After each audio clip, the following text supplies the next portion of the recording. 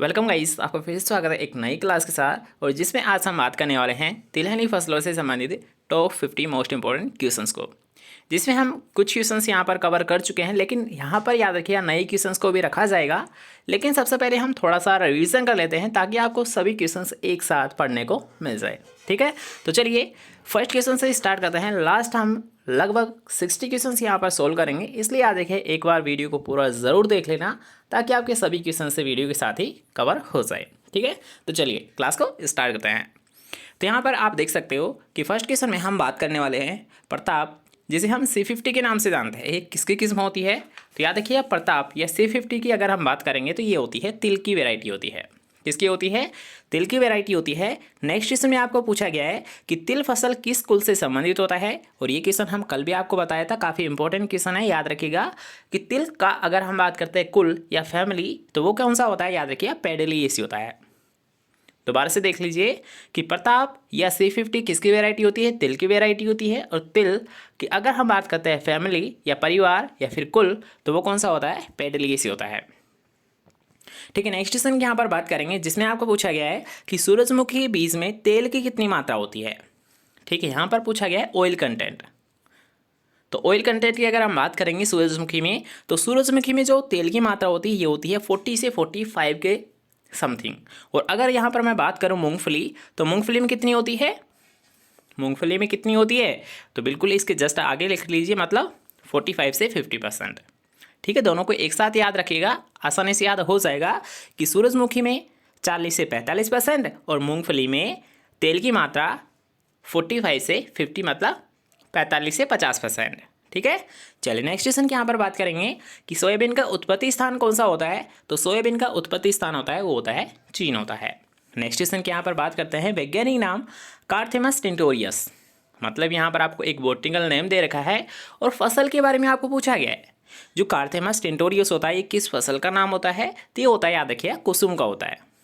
ठीक है, और कुसुम भी क्या होती है? याद रखिए एक ऑयल सीड वाली ही फसल होती है, मतलब तिलहनी फसल होती है। ठीक है, तिलहन फसलों से संबंधित यहाँ पर क्वेश्चंस को हम कवर कर रहे हैं। तो कुसुम क्या होती है? याद रखिएगा तिलहनी फसल होती है, लेकिन याद रखिएगा कुसुम में कांटे पाए जाते हैं। क्या पाए जाते हैं? कांटे पाए जाते हैं। ठीक है, याद रखिए, इसकी एक आप विशेष पहचान मान सकते हो। नेक्स्ट क्वेश्चन की यहाँ पर बात करेंगे, जिसमें आपको पूछा गया है अरंडी का वानस्पतिक नाम क्या होता है। ठीक है, तो अगर हम बात करते हैं, याद रखिएगा कास्टर या अरंडी का बॉटनिकल नेम तो ये होता है रिसिनस कम्युनिस। क्या होता है? याद रखिए रिसिनस कम्युनिस होता है। और ये क्वेश्चन भी आपको कई बार पूछ लिया जाता है। और अरंडी का कुल कौन सा होता है? कुल कौन सा होता है इसका? तो इसका कुल होता है यूर्फोबिएसी। आपने पढ़ा होगा, याद रखिए आंवला का भी क्या होता है? यूर्फोबिएसी होता है। ठीक है, आंवला और अरंडी दोनों का कौन सा कुल होता है? यूर्फोबिएसी कुल होता है। ठीक है, नेक्स्ट क्वेश्चन की यहाँ पर बात करते हैं, जिसमें आपको पूछा गया कि सरसों की फली को क्या कहते हैं। तो सरसों की फली को हम कहते हैं, याद रखिए, सिलिक्वा। काफ़ी अच्छा क्वेश्चन है, कई बार आपको ऑलरेडी एग्जाम में पूछा जा चुका है। तो याद रखिए सरसों की फली सिलिक्वा कहलाती है। नेक्स्ट क्वेश्चन की यहाँ पर बात करते हैं, जिसमें आपको पूछा गया है कि कुसुम के बीज में तेल की कितनी मात्रा होती है। क्या पूछा गया है? कुसुम में तेल की मात्रा कितनी होती है? तो याद रखिएगा इसमें होती है 30 से 35%। कितनी होती है तेल की मात्रा? 30 से 35% मात्रा पाई जाती है तेल की। नेक्स्ट क्वेश्चन की यहाँ पर बात करते हैं, जिसमें आपको पूछा गया है दक्षिणी पूर्वी राजस्थान में खरीफ में सर्वाधिक क्षेत्र में उगाई जाने वाली फसल कौन सी होती है।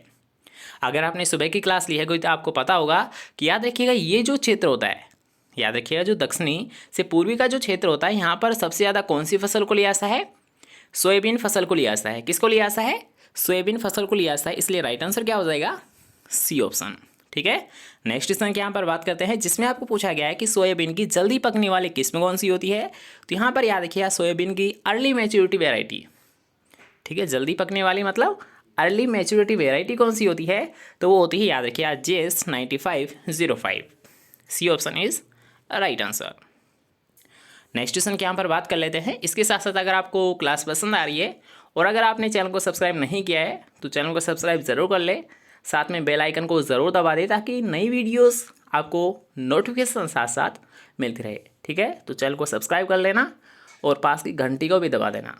ठीक है, चलिए नेक्स्ट क्वेश्चन की यहाँ पर बात करेंगे कि दक्षिणी पूर्वी राजस्थान में सोयाबीन की बीज दर कितनी रखते हैं। तो आपको ये नॉर्मली पता होगा कि 70 से 80 क्या होती है? सोयाबीन की बीज दर होती है। तो बस उसी को यहाँ पर फॉलो कर दीजिए। तो इसका राइट आंसर क्या हो जाएगा, 80 किलोग्राम प्रति हेक्टेयर दक्षिणी पूर्वी राजस्थान में सोयाबीन की बीज दर रखी जाती है। ठीक है, नेक्स्ट क्वेश्चन के यहाँ पर बात करेंगे, जिसमें आपको पूछा गया है कि सरसों की फसल को पाले से बचाने हेतु किस रसायन का आप प्रयोग करोगे और उस रसायन की कितनी मात्रा आप प्रयोग करोगे। दोनों क्वेश्चन यहाँ पर आपको पूछे गए हैं। ठीक है, एक तो आपको बताना है रसायन का नाम और दूसरा आपको बताना है उसकी मात्रा। तो दोनों को याद रखिएगा। अगर आपको पूछता है पाले से बचाने के लिए, तो पाले से बचाने के लिए हम क्या करते हैं, याद रखिएगा कि गंधक का तेजाब या गंधक का अम्ल हम यूज़ करते हैं। क्या करते हैं, गंधक का अम्ल भी आप बोल सकते हो। इसी का दूसरा नाम होता है सल्फ्यूरिक अम्ल, और जिसे हम क्या लिखते हैं, H2SO4। दोबारा से देख लीजिए कि हम बोल सकते हैं, याद रखिए, गंधक का तेजाब भी बोल सकते हैं, गंधक का अम्ल भी बोल सकते हैं, सल्फ्यूरिक अम्ल भी बोल सकते हैं, या फिर H2SO4 भी बोल सकते हैं। सभी नाम एक के ही होते हैं। ठीक है, फर्स्ट हमने जान लिया कि किस रसायन का प्रयोग करेंगे, सल्फ्यूरिक अम्ल का प्रयोग करेंगे। लेकिन अब ये भी तो पता करना है कि इसकी छिड़काव की मात्रा कितनी रखते हैं।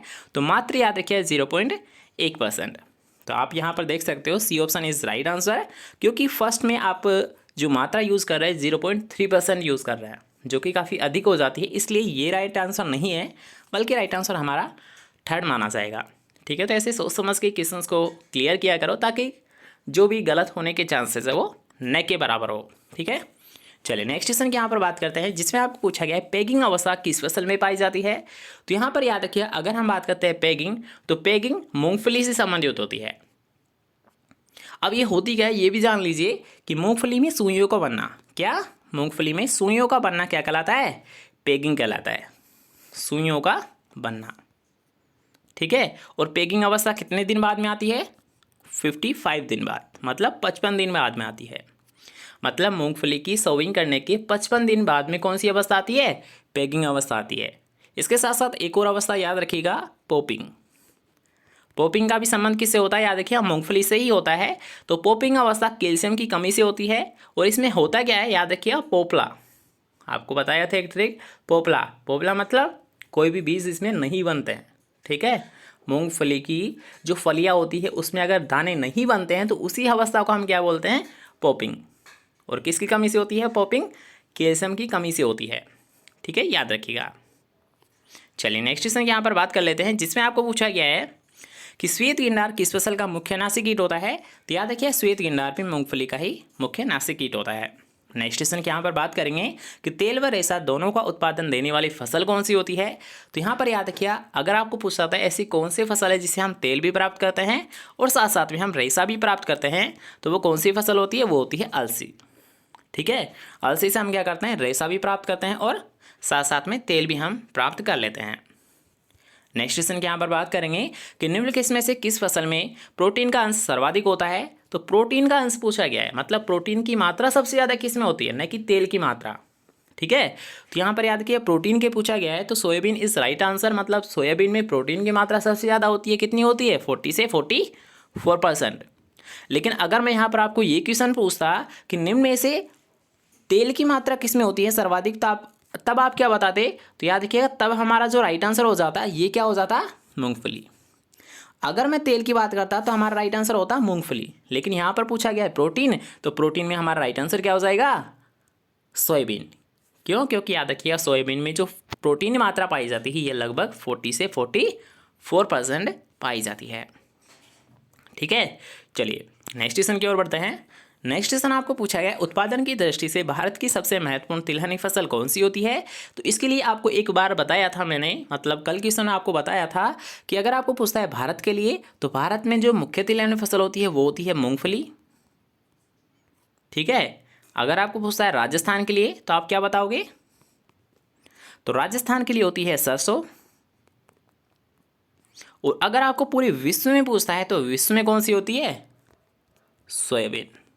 ठीक है, मुख्य तिलहनी फसल होती है, विश्व में होती है सोयाबीन, भारत में होती है मूंगफली, और राजस्थान में कौन सी होती है मुख्य तिलहनी फसल? सरसों होती है। तीनों को याद रखिएगा, तीनों को आप नोट डाउन भी कर सकते हो। नेक्स्ट क्वेश्चन के यहाँ पर बात करेंगे कि तोरिया तथा सरसों की बीज दर कितनी होती है। तो इसमें आपको बताने की कोई ज़रूरत है नहीं कि तोरिया या सरसों की जो बीज दर होती है ये होती है 4 से 5 किलोग्राम प्रति हेक्टेयर। लेकिन यहाँ पर ऑप्शन में 4 से 5 दे नहीं रखा, इसलिए हमारा राइट आंसर क्या हो जाएगा? 5 से 6 किलोग्राम प्रति हेक्टेयर। ठीक है, चलिए नेक्स्ट क्वेश्चन यहाँ पर बात करेंगे जिसमें आपको पूछा गया है कि गुच्छेदार मूंगफली की इष्टतम पौध संख्या प्रति हेक्टेयर कितनी होती है। तो यहाँ पर याद रखिए गुच्छेदार मूंगफली की बात कर रहे हैं तो ये होती है लगभग 3.3 लाख पर हेक्टेयर। कितनी होती है? 3.3 लाख पर हेक्टेयर। चलिए नेक्स्ट क्वेश्चन यहाँ पर बात कर रहे हैं जिसमें आपको पूछा है गरडल बिट्टल किसका सर्वाधिक हानिकारक कीट होता है। तो गरडल बिट्टल की अगर हम बात करेंगे तो गरडल बिट्टल होता है, ये होता है सोयाबीन का। और अगर मैं यहाँ पर बात करता हाडा बिट्टल तो हाडा बिट्टल होता है याद रखिए ब्रिंजल का। ठीक है, ये दो बिट्टल है, मतलब गरडल बिट्टल तो होता है प्रमुख इंसेक्ट सोयाबीन का, और हाडा बिट्टल किसका होता है? ब्रिंजल का, मतलब बैंगन का। दोनों को याद रखिएगा, दोनों ही काफ़ी अच्छे क्वेश्चंस है। ठीक है, नेक्स्ट क्वेश्चन की यहाँ पर बात करेंगे जिसमें आप पूछा गया कि अंतिम रेशा निकालने के लिए अलसी के डंठल को उपचार को क्या कहा जाता है। अब ये उपचार कैसे किया जाता है, ये क्वेश्चन आपके माइंड में आ रहा होगा। तो इसका मतलब डायरेक्ट आप ये समझिए कि अलसी के डंठल को हम उपचार कैसे करते हैं। मतलब लास्ट में हम क्या करते हैं कि जो पानी होता है, ठीक है, पानी में हम क्या करते हैं, अलसी का जो पौधा होता है उसके तने को दबा देते हैं, पानी में डिप कर देते हैं लगभग 7-8 दिन, ताकि वो क्या हो कि उसका तना सड़ जाए, बिल्कुल सड़ जाए। ठीक है, सड़ने के लिए क्यों डालते हैं? ताकि उससे जो रेशा है उसके तने से वो हम आसानी से अलग कर सके, इसलिए क्या करते हैं उसके तने को हम सड़ाते हैं। ठीक है, और इसी क्रिया को इंग्लिश में क्या बोलते हैं, याद रखिए रेटिंग। तो अब यहाँ पर आपके दो क्वेश्चंस क्लियर हो चुके हैं कि रेटिंग होती क्या है, कि उसके तने को सड़ाना ताकि उससे रेशा हम आसानी से प्राप्त कर सके। ठीक है, तो यहाँ पर याद रखिएगा दोनों ही क्रिया काफ़ी इंपॉर्टेंट है। इसके साथ साथ एक और क्वेश्चन याद रखिएगा कि जो सड़ाना की क्रिया है ये अलसी में तो की ही जाती है, साथ साथ में जूट में भी की जाती है। ठीक है, साथ साथ में जूट में भी ये क्रिया की जाती है। कि रेटिंग या सड़ाना क्रिया किस फसल से संबंधित है, तब आप क्या बताओगे कि अलसी और जूट से संबंधित है। ठीक है, कैसे भी क्वेश्चन आपको आ सकता है एग्जाम में, याद रखिएगा। नेक्स्ट क्वेश्चन के यहाँ पर बात करेंगे कि 100 किलोग्राम सरसों से कितना तेल प्राप्त किया जा सकता है। तो ये क्वेश्चन आपको कल ही बताया था, तो इसमें कन्फ्यूजन वाली कोई बात है नहीं, कि जो तेल है हम 100 किलोग्राम सरसों से 33 kg प्राप्त कर सकते हैं। ठीक है, चलिए नेक्स्ट क्वेश्चन के यहाँ पर बात करेंगे कि पेंटेड बग किस फसल का नाशक कीट होता है। तो यहाँ पर याद रखिए पेंटेड बग, तो पेंटेड बग होता है, ये होता है याद रखिएगा सरसों का। आपसे अगर पेंटेड बग पूछता है या फिर आरा मक्खी पूछता है तो ये दोनों किसके होते हैं, याद रखिएगा पेंटेड बग या आरा मक्खी, तो ये दोनों ही याद रखिएगा सरसों के मुख्य इंसेक्ट होते हैं। किसके होते हैं? सरसों के मुख्य इंसेक्ट होते हैं। नेक्स्ट क्वेश्चन के यहाँ पर बात करेंगे दक्षिणी पूर्वी राजस्थान में ज्वार फसल की जगह कौन सी फसल ने ली है। तो अगर आपने जस्ट 2 मिनट पहले ही अगर आपने ध्यान से सुना होगा एक क्वेश्चन, तो आप आसानी से इसे कर दोगे। मतलब हम बात कर रहे हैं इस क्षेत्र की, तो इस क्षेत्र में हमने कौन सी फसल ली थी? सोयाबीन को। ठीक है, तो याद रखिए दक्षिणी पूर्वी राजस्थान में ज्वार फसल की जगह कौन सी फसल को लिया जाता है? सबसे ज़्यादा सोयाबीन को लिया जाता है। तो राइट आंसर क्या हो जाएगा? 4th option. नेक्स्ट क्वेश्चन के यहाँ पर बात करेंगे जिसमें आपको पूछा गया है कि सोयाबीन की अधिक उपज देने वाली कौन सी किस्म राजस्थान के सबसे बड़े क्षेत्रफल में उगाई जाती है। मतलब सोयाबीन की ऐसी कौन सी वेराइटी है जिसे हम सबसे ज़्यादा क्षेत्रफल पर ग्रो करते हैं, तो वो होती है याद रखिए गौरव या मोनिटो। ठीक है, वो कौन सी वेराइटी होती है जिसे हम सबसे ज़्यादा एरिया पर लेते हैं, सबसे ज़्यादा क्षेत्रफल पर लेते हैं, वो होती है मोनिटो होती है, याद रखिएगा। चलिए नेक्स्ट क्वेश्चन के यहाँ पर बात करेंगे। इसके साथ साथ एक और क्वेश्चन आप नोट डाउन कर सकते हो कि सोयाबीन की जो मुख्य वेराइटीज़ है जिनसे क्वेश्चन आपको पूछा जा सकता है वो होती है गौरव और मोनिटो। ठीक है, ऐसे भी तो आपको एक क्वेश्चन पूछ सकता है कि सोयाबीन की वेराइटीज़ बताइए, ऑप्शन में आपको कुछ भी दे सकता है। तो याद रखिए गौरव और मोनिटो ये दोनों ही किसकी वेराइटी होती है, याद रखिए मोस्ट पॉपुलर वेराइटी है गौरव और मोनिटो किसकी होती है? सोयाबीन की वेराइटी होती है। ठीक है, इसे भी आप नोट डाउन कर सकते हो। नेक्स्ट क्वेश्चन के यहाँ पर बात करेंगे सोयाबीन के बीजों में प्रोटीन की मात्रा कितनी होती है। तो याद रखिए सोयाबीन में अगर हम बात करते हैं प्रोटीन, सोयाबीन में अगर हम बात करते हैं प्रोटीन, तो ये क्वेश्चन अभी हमने सोल्व किया था 40 से 44%। तो पहले आप ऑप्शंस देख लीजिए, यहाँ पर 36 से 40 लिखा हुआ है, तो यही हमारा राइट आंसर है, क्योंकि 40 से 44 तो कहीं ऑप्शन में दे नहीं रखा, तो इसलिए राइट आंसर क्या हो जाएगा? 4th option. ठीक है, लेकिन अगर यहाँ पर आपको पूछता है ऑयल कंटेंट मतलब तेल की मात्रा, तब आप क्या बताते? 20%। ठीक है, ये क्वेश्चन आपको अभी देखने को मिलेगा नेक्स्ट क्वेश्चन। ठीक है, तो याद रखिए तेल की मात्रा 20 होती है और प्रोटीन की मात्रा 40 से 44% होती है। नेक्स्ट क्वेश्चन के यहाँ पर बात करेंगे कि तारामीरा की किस्म कौन सी होती है। तो याद रखिए अगर हम बात करते हैं T9, तो T9 किसकी वेराइटी होती है, तारामीरा की ही होती है। किसकी वेराइटी होती है, तारामीरा की ही वेराइटी होती है। नेक्स्ट क्वेश्चन के यहाँ पर बात करेंगे कि निम्न में से कौन सी रबी की फसल है। तो याद रखिए अलसी को मुख्यतः, जो भी आपकी आंसर की में माना गया है, ये जेड का क्वेश्चन है और जो हमारा राइट आंसर माना गया था वो अलसी। तो अलसी क्या होती है, रबी की फसल होती है। नेक्स्ट क्वेश्चन के यहाँ पर बात करेंगे कि पेगिंग किस में होती है। तो जस्ट अभी हमने सोल्व करवाया था कि मूंगफली में सुइयों का बनना क्या कहलाता है, पेगिंग कहलाता है। मूंगफली में सुइयों का बनना पेगिंग कहलाता है। तो किससे संबंधित हुई, मूंगफली से।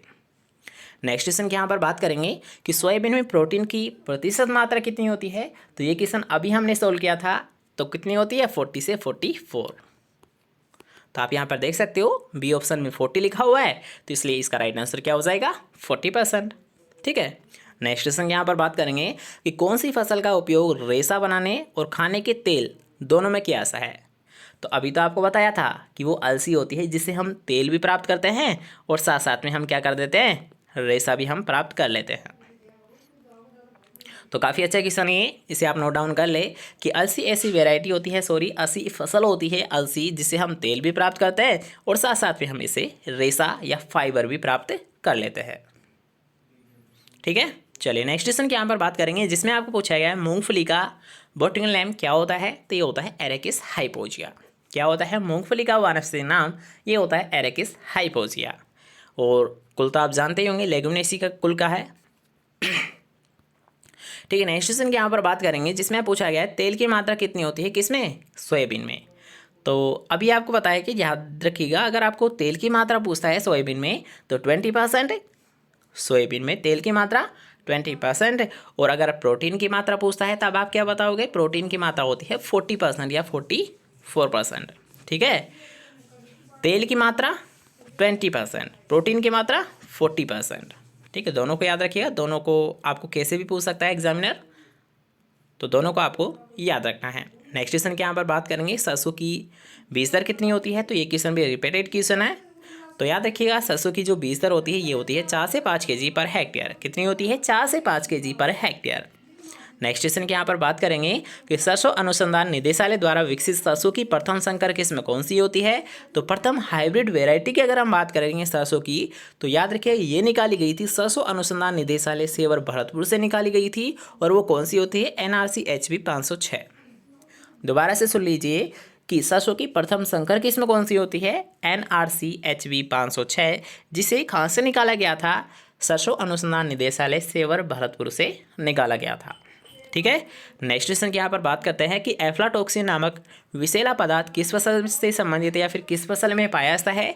तो जो एफ्लाटॉक्सिन होता है, याद रखिए एफ्लाटॉक्सिन जो विषैला पदार्थ होता है ये पाया जाता है मूंगफली में। और अगर हम बात करते हैं जो एफ्लाटॉक्सिन है ये होता क्या है मूंगफली में, तो याद रखिएगा जब हम मूंगफली का जब हम भंडारण करते हैं, क्या करते हैं, मूंगफली का हम जब भंडारण करते हैं और भंडारण में अगर ऐसी स्थिति आ जाती है ताकि अधिक नमी हो जाए, ठीक है, चाहे हम कोई गलती से कर दे कि मान लीजिए जो तेल की मात्रा है या फिर इसमें जो नमी की मात्रा है वो ज़्यादा है और हमने डायरेक्ट इसे स्टोर कर दिया, तब क्या होता है, ऐसी कंडीशन में याद रखें एफ्लाटॉक्सिन उत्पन्न हो जाता है।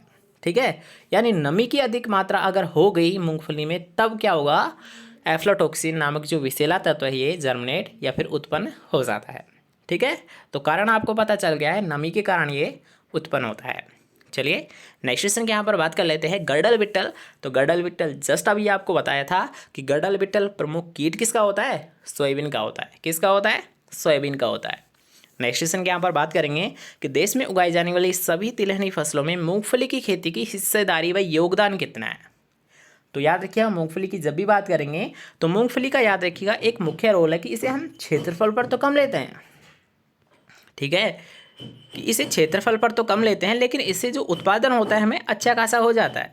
ठीक है, कि इसका जो क्षेत्रफल होता है वो तो कम होता है लेकिन इसका जो उत्पादन होता है वो अधिक होता है। तो आप यहाँ पर खुद देख सकते हो कि फर्स्ट ऑप्शन यहाँ पर बता रहा है आपको कि जो मूंगफली की खेती याद रखिएगा 40% क्षेत्रफल और 60% इसका उत्पादन होता है, तो हमारा राइट आंसर क्या हो जाएगा, फर्स्ट ऑप्शन। ठीक है, चलिए नेक्स्ट क्वेश्चन के यहाँ पर बात करते हैं कि निम्न में से किस प्रदेश में मूंगफली का उत्पादन सबसे ज़्यादा होता है या फिर सर्वाधिक होता है। तो याद रखिएगा जो सबसे ज़्यादा होता है वो गुजरात में होता है, लेकिन अगर आपको ऑप्शन में गुजरात नहीं देखने को मिलता है तब आप क्या मानोगे, याद रखिए आंध्र प्रदेश। इससे कम कहाँ पर होता है, आंध्र प्रदेश में होता है। तो यहाँ पर आंध्र प्रदेश ऑप्शन में है, गुजरात नहीं है, तो हमारा राइट आंसर क्या होगा, आंध्र प्रदेश। ठीक है, चलिए नेक्स्ट क्वेश्चन के यहाँ पर बात करेंगे कि वरुणा किसकी वेराइटी होती है। तो वरुणा होती है, याद रखिएगा, सरसों की वेराइटी होती है। ठीक है, वरुणा होती है, ये सरसों की वेराइटी होती है। लेकिन अगर आपको पूछता है अरुणा, तो अरुणा अरंडी की वेराइटी होती है। किसकी होती है, अरुणा अरंडी की वेराइटी होती है। ठीक है, दोनों कन्फ्यूजन वाली वेराइटी है, तो याद रखिएगा वरुणा होती है सरसों की, और अरुणा के ऐसे याद रखना है अरंडी, अरुणा के ऐसे याद रखना है अरंडी। ठीक है, आसानी से याद रख पाओगे, कोई दिक्कत नहीं है। नेक्स्ट क्वेश्चन के यहाँ पर बात करेंगे कि सरसों की खली का अस्वादिष्ट होने का प्रमुख कारण उसमें पाए जाने वाला तत्व है। मतलब वो अस्वादिष्ट होती है। ठीक है, अस्वादिष्ट मतलब पशुओं को खिलाया नहीं जा सकता उसे डायरेक्ट, तो ऐसा कौन सा तत्व होता है वो, वही यहाँ पर पूछने की कोशिश कर रहा है। तो यहाँ पर याद रखिएगा सबसे पहले हम ऑप्शन देखेंगे कि सेलेनियम होता है, मैग्नीशियम होता है, सिनर्जिन होता है या फिर कैरोटीनोइड होता है। तो यहाँ पर आप खुद देख सकते हो कि अगर हम बात करते हैं सरसों, तो सरसों में क्या पाया है, आपको ये पता है। तो याद रखिएगा वो होता है सिनीग्रीन होता है, जिसके कारण क्या होता है, याद रखिएगा कड़वापन भी देखने को मिलता है सरसों में। ठीक है, सरसों की अगर बात करते हैं, जो कड़वापन होता है ये भी किसके कारण होता है, या फिर तीव्र गंध किसके कारण होती है, याद रखिएगा सिनीग्रीन के कारण ही होती है। जो तीव्र गंध होती है, याद रखिएगा वो भी किसके कारण होती है, सिनीग्रीन के कारण ही होती है। चलिए नेक्स्ट क्वेश्चन के यहाँ पर बात करते हैं, जिसमें आपको पूछा गया है तिल की वह किस्म जो चौगर्थी फलियाँ लगती है। तो याद रखिएगा चौगर्थी फलियाँ की अगर हम बात करते हैं तो ये किस में लगती है, RT351 में लगती है। नेक्स्ट क्वेश्चन के यहाँ पर बात करेंगे कि सरसों की खली में प्रोटीन की मात्रा लगभग कितनी होती है। तो यहाँ पर याद रखिए अगर हम बात करते हैं 43 में, तो 43 में लगभग 35, जो प्रोटीन की मात्रा होती है लगभग कितनी होती है, 35% होती है। नेक्स्ट क्वेश्चन के यहाँ पर बात करेंगे कि ओटोसियस रस्ट का उदाहरण कौन सा है। मतलब ऐसी रस्ट कौन सी है जो कि ओटोसियस प्रकार की होती है। ठीक है, कौन सी, ओटोसियस, मतलब अपना जो पूर्ण जीवन है केवल एक प्लांट पर ही बिताती है, ऐसी कौन सी रस्ट है। तो याद रखिएगा अगर हम बात करते हैं गेहूं का तना रस्ट, बाजरे का रस्ट, सेब का रस्ट, तो इनमें से कौन सी होती है, याद रखिए जो अलसी का रस्ट होता है यही होती है। मतलब ओटोसियस रस्ट, अलसी का रस्ट, ओटोसियस रस्ट मतलब अलसी का रस्ट। एफ्लाटॉक्सिन किसके द्वारा उत्पादित होते हैं। तो याद रखिए एफ्लाटॉक्सिन अभी आपको बताया था, नमी अगर ज़्यादा हो जाती है तो इसके कारण हो जाता है, और याद रखिएगा ये होता है कवक के द्वारा। नमी होगी तो नमी से क्या होता है, कवक उत्पन्न होते हैं, और इस कवक के द्वारा क्या होता है, एफ्लाटॉक्सिन उत्पन्न होता है। लेकिन अब यहाँ पर आपको ये क्वेश्चन पूछा है कि कवक कौन सा है, तो याद रखिएगा वो होता है एस्परजिलस फ्लेवस। ठीक है, फोर्थ ऑप्शन हमारा राइट आंसर रहेगा, क्योंकि याद रखिएगा इसके जो उत्पन्न होती है ये एफ्लाटॉक्सिन मूंगफली में, इसका सबसे पहले तो कारण है नमी। अगर मान लीजिए कहीं पर नमी हो जाती है तो वहाँ पर क्या होता है, कवक उत्पन्न हो जाते हैं। लेकिन कवक उत्पन्न होंगे जब भी तो एफ्लाटॉक्सिन को जर्मिनेट कर रहा है, मतलब उत्पन्न हो रही है, तो वो कवक का नाम आपको याद रखना है। ये भी कई बार आपको पूछ लिया जाता है एग्जाम में, तो वो जो कवक होता है उसका नाम होता है एस्परजिलस फ्लेवस, जिसके कारण एफ्लाटॉक्सिन उत्पन्न होती है मूंगफली में। ठीक है, चलिए नेक्स्ट क्वेश्चन के यहाँ पर बात करेंगे कि ऐसा रसायन जिसका मूंगफली की बुआई के 60 दिन बाद छिड़काव करने से स्पेनिश जुल्का किस्मों के बीज में सुषुप्त अवस्था आ जाती है, मतलब डोरमेंसी अवस्था आ जाती है। क्या होता है कि डोरमेंसी आ जाती है, ऐसे किसका छिड़काव किया जाता है। तो सबसे पहले हम ऑप्शंस देख लेते हैं, मैलिक हाइड्रोसाइड का, जिब्रेलिक अम्ल का, नेफ्थलिक एसिटिक एसिड का, या फिर साइटोकाइनिन का। तो यहाँ पर याद रखिए अगर आपको डोरमेंसी लानी है तो डोरमेंसी को लाने के लिए हम क्या करेंगे, याद रखिएगा मैलिक हाइड्रोसाइड का प्रयोग करेंगे। ठीक है, फर्स्ट ऑप्शन इसका राइट आंसर है, क्योंकि मैलिक हाइड्रोसाइड क्या होता है, जर्मिनेशन को रोकता है, मतलब ये ग्रोथ को रोकने का काम करता है। अगर ग्रोथ रुक जाएगी तो उससे क्या होगा, डोरमेंसी अवस्था आ जाएगी। तो याद रखिएगा डोरमेंसी लाने के लिए हम क्या करते हैं, मैलिक हाइड्रोसाइड का प्रयोग करते हैं।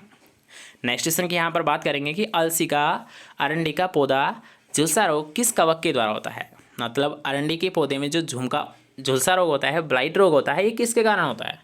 इसका कोजल ऑर्गेनिज्म क्या होता है, तो इसका कोजल ऑर्गेनिज्म होता है, ये होता है फाइटोप्थेरा स्पीसीज। ठीक है, जो कवक होता है उसका नाम क्या होता है, फाइटोप्थेरा स्पीसीज। नेक्स्ट क्वेश्चन के यहाँ पर बात करेंगे कि मूंगफली में लगने वाली मुख्य बीमारी कौन सी होती है। बीमारी पूछी गई है तो आप यहाँ पर देख सकते हो अगेतिया पछेती पत्ता धब्बा रोग। मूंगफली का अगर हम बात करेंगे, याद रखिएगा मूंगफली का मुख्य रोग तो वो होता है, याद रखिएगा, अगेतिया पछेती पत्ता धब्बा रोग। अगर आपको ऐसे समझ नहीं आ रहा है तो याद रखिए इसी का दूसरा नाम होता है टिक्का रोग। टिक्का तो आप जानते होंगे, तो याद रखिएगा अगेतिया पछेती पत्ता धब्बा रोग या टिक्का रोग, जो कि किसका होता है, मूंगफली का एक प्रमुख कीट होता है, मतलब बीमारी होती है। टिक्का बीमारी मूंगफली में लगती है। ठीक है, चलिए नेक्स्ट क्वेश्चन के यहाँ पर बात करेंगे, इन पोषक तत्वों में से कौन सा मूंगफली की फल क्षेत्र द्वारा अवशोषित किया जाता है। मतलब आप ऐसे समझ लीजिए कि मूंगफली को सबसे ज़्यादा किस पोषक तत्व की आवश्यकता होती है। मूंगफली के पौधे को किस तत्व की सबसे ज़्यादा ज़रूरत होती है, तो अभी आपको बताए थे, याद रखिएगा कैल्शियम की। क्यों? क्योंकि कैल्शियम की अवस्था अगर मान लीजिए कमी आ जाती है तो जिससे क्या होता है, पॉपिंग, और पॉपिंग में क्या होता है, दाने नहीं बनते हैं। अगर मान लीजिए मूंगफली में दाने ही नहीं बनेंगे तो हमें प्रोडक्शन है वो कहाँ से प्राप्त होगा। इसलिए याद रखिएगा इसमें हम क्या करते हैं, कैल्शियम की मात्रा का छिड़काव करते हैं। जो भी याद रखिएगा मूंगफली का खेत होता है उसमें क्या करता है, कैल्शियम की मात्रा भी हम देते हैं ताकि हमें जो प्रोडक्शन है ये अच्छा खासा प्राप्त हो सके। ठीक है, तो इसकी मात्रा अगर हम बात करते हैं जिप्सम की, तो जिप्सम की मात्रा हम देते हैं 250 किलोग्राम पर हेक्टेयर। कैल्शियम की मात्रा को कंट्रोल करने के लिए हम क्या करते हैं, जिप्सम की मात्रा देते हैं, और कितनी, 250 केजी पर हेक्टेयर। ठीक है, इसको भी आप नोट डाउन कर सकते हो। नेक्स्ट क्वेश्चन के यहाँ पर बात करेंगे कि पाउडर मिल्ड्यू किसके द्वारा उत्पन्न होती है। पहले हम ऑप्शंस देख लेते हैं कि विषाणु से, जीवाणु से, सूत्रकृमि से या फिर कवक से। तो याद रखिए अगर हम बात करते हैं पाउडर मिल्ड्यू तो ये भी एक कवक जनित रोग है। जो पाउडर मिल्ड्यू है याद रखिएगा ये भी किसके द्वारा होता है, कवक के द्वारा ही होता है। लेकिन अगर आपको पूछ दिया जाता है कि जो पाउडर मिल्ड्यू रोग होता है इसका कंट्रोल आप कैसे कर सकते हो, तो बिल्कुल आप आसानी से याद रखिएगा कैराथेन का हम यूज़ कर सकते हैं। ठीक है, और इसको याद करने का एक शॉर्ट फॉर्मूला भी आप नोट कर सकते हो यहाँ पर, पाउडर मिल्ड्यू मतलब कैराथेन, पाउडर मिल्ड्यू मतलब कैराथेन, पीके। कैसे याद रखोगे इसे, पीके। पीके तो पिक्चर तो आपने सभी ने देखी होगी। तो यही हमारी शॉर्ट ट्रिक है, पाउडर मिल्ड्यू का जो कंट्रोल किया जाता है ये कैराथेन से किया जाता है। ठीक है, चलिए नेक्स्ट क्वेश्चन के यहाँ पर बात करेंगे कि पाउडर मिल्ड्यू रोग के लिए सबसे उपयुक्त कवकनाशी कौन सा है। तो अभी आपको बताया कौन सा, पीके। ठीक है, मतलब कैराथेन। राइट आंसर कौन सा है, फोर्थ ऑप्शन। ठीक है, चलिए नेक्स्ट क्वेश्चन के यहाँ पर बात करते हैं कि पहली मानव निर्मित फसल कौन सी होती है। तो पहली मानव निर्मित फसल होती है वो होती है ट्रिटिकेल। कौन सी होती है, ट्रिटिकेल होती है। और इसको आप कैसे याद रखोगे, गराती, मतलब इसे गेहूं इंटू राई की क्रॉस से प्राप्त किया गया था ट्रिटिकेल को। कैसे याद रखोगे, गराती, मतलब गेहूं के और राई के क्रॉस से ट्रिटिकेल को प्राप्त किया गया था। और ट्रिटिकेल क्या होती है, पहली मानव निर्मित धान्य फसल होती है। ठीक है, चलिए नेक्स्ट क्वेश्चन की यहाँ पर बात करते हैं कि मूंगफली की खेती के लिए सबसे उपयुक्त मृदा कौन सी होती है। तो मूंगफली की खेती के लिए अगर आपको पूछा जाता है तो आप क्या याद रखोगे, सैंडी लोम मृदा, मतलब बलुई दोमट मृदा। लगभग जो फसलें होती है हमारी सभी के लिए बलुई दोमट मृदा की ही आवश्यकता होती है, तो इसमें कन्फ्यूजन वाली कोई बात है नहीं। बलुई दोमट मृदा ही ये मूंगफली की खेती के लिए सबसे उपयुक्त मृदा है। नेक्स्ट क्वेश्चन के यहाँ पर बात करते हैं कि भारत की मुख्य तिलहनी फसल कौन सी है। तो इसमें आपको कोई दिक्कत नहीं आनी चाहिए, यहाँ पर पूछा गया भारत के लिए। ठीक है, तो भारत के लिए हमने अभी आपको बताया था मूंगफली। अगर सरसों की पूछता तो ये होती है राजस्थान की। राजस्थान की प्रमुख तिलहनी फसल सरसों होती है और भारत की मुख्य तिलहनी फसल मूंगफली होती है। नेक्स्ट क्वेश्चन के यहाँ पर बात करते हैं कि मूंगफली के बेहतर फली विकास के लिए जिप्सम की आवश्यकता कितनी होती है। तो ये क्वेश्चन जस्ट अभी आपको बताया था कि मूंगफली में कैल्शियम की कमी नहीं पड़े, इसके लिए हम क्या करते हैं, जिप्सम का छिड़काव करते हैं। कितनी किलोग्राम मात्रा, 250 केजी, मतलब C option is right answer. 250 KG per hectare इसकी मात्रा का हम प्रयोग करते हैं ताकि उसमें जो फली में जो दाने बने ये अच्छी मात्रा में बने, अच्छी क्वालिटी में बने। ठीक है, इसके लिए हम जिप्सम का छिड़काव करते हैं। आप नेक्स्ट क्वेश्चन यहाँ पर देख सकते हो, काफ़ी इंटरेस्टिंग क्वेश्चन है, याद रखिएगा स्टार्ट वाला क्वेश्चन है। कई बार आपको ऑलरेडी ये क्वेश्चन पूछा गया है कि मूंगफली में बीज रहित फली किसकी अल्पता के कारण होती है। मतलब बीज रहित फली होती है या फिर फलियों में बीज नहीं बनते हैं, ऐसा क्या होता है, क्यों होता है, किस तत्व की कमी से होता है। तो ये क्वेश्चन तो आपको अभी पढ़ाते पढ़ाते ही याद हो गया होगा, इतनी बार हम इसे सोल्व कर चुके हैं। तो याद रखिए ये होती है कैल्शियम की कमी से। अगर मूंगफली की फली में बीज नहीं बनते हैं तो वो होती है कैल्शियम की कमी। और इस क्रिया को क्या बोलते हैं? मूंगफली की फली में बीज नहीं बनना क्या कहलाता है? पॉपिंग कहलाता है। क्या कहलाता है? पॉपिंग कहलाता है। ठीक है, तो कैसे भी क्वेश्चन आपको पूछ लिया, आपको घबराने की बात नहीं है। अगर आपको पूछता है बीज रहित फली या फिर आपको पूछता है पॉपिंग, तो दोनों का कारण ही क्या होता है? कैल्शियम की कमी।